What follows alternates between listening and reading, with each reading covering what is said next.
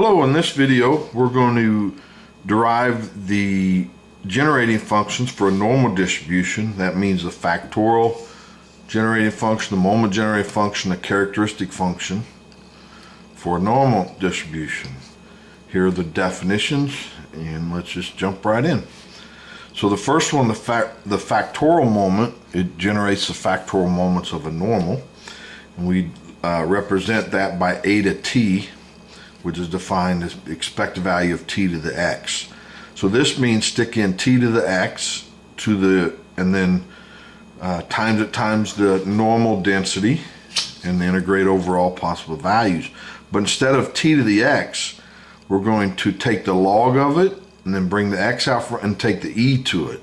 Well, and you can think of it as that can go back in front of the t, and e to the log is just t to the x, and we get it back. And so this is the definition of expected value of t to the x, but we do that so we can combine the exponents in the t.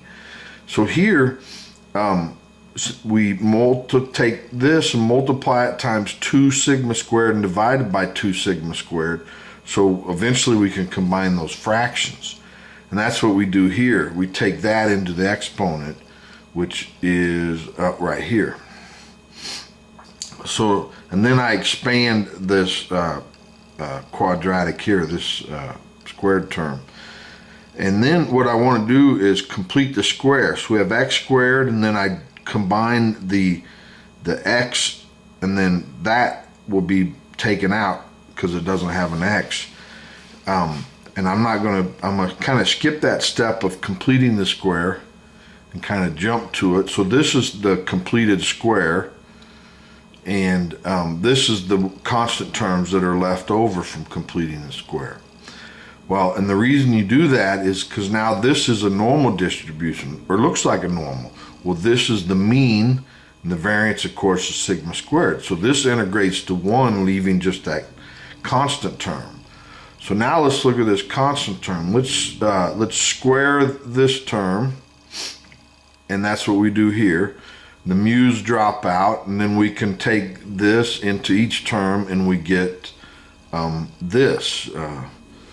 And so this is the factorial generating function.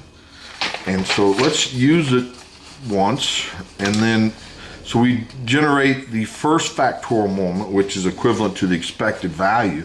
So we take the first derivative of eta, evaluated at t equal 1. Well, the first derivative becomes this, so which is basically anything raised or e to anything is you get it back, and then the chain rule says take the derivative of that, which is this, and we're going to evaluate at t equals 1, and you get mu, because log of 1 is 0, so this exponent is 0, which means that this becomes 1. And then this is 0, and that's 1, so the only thing left is mu. So now the second factorial moment, sometimes called a falling factorial, and it's second because there's 2 terms in this falling factorial. So you take the second derivative, which is the derivative of this, and evaluate it at t, and you get this long function. And then that times this, evaluated at 1, we get, this drops out, we get mu, but that's squared, drops out, so that's 1, so sigma squared, and then here we get 1, and that drops out. Yes, so this is the answer. So then if we look at the variance, which is the expected value of x squared minus the mean squared, but we can write the expected value of x squared in terms of the factorial moments, and then plugging in the values that we just obtained, we get sigma squared, and that's what we know the variance to be. So let's look at the moment generating function, and we're going to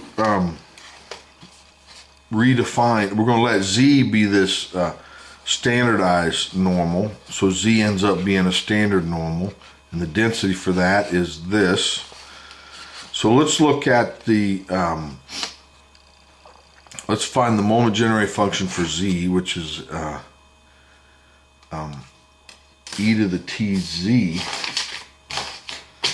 Where's my pen here?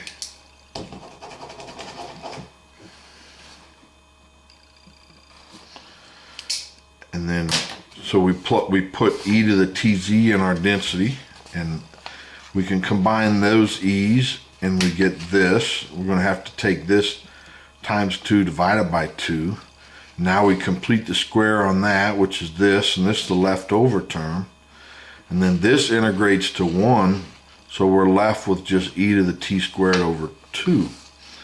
And then we want to find the moment generating of x, but that is mu plus z, sigma z.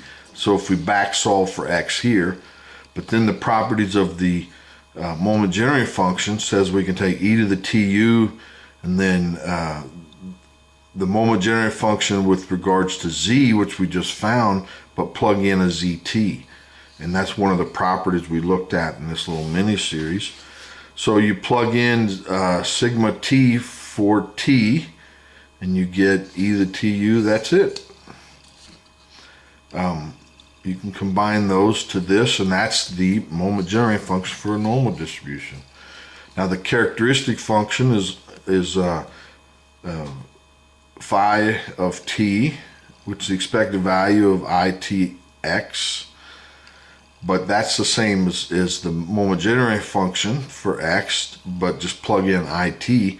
So we're going to plug in it wherever there's a t, and that's what we do. But then that I squared comes out as a negative, so this is the characteristic function for a normal distribution. Well, that's all I have for today. Hopefully you enjoyed it. If you did, please like it and subscribe so you don't miss the next one. Thanks. Bye.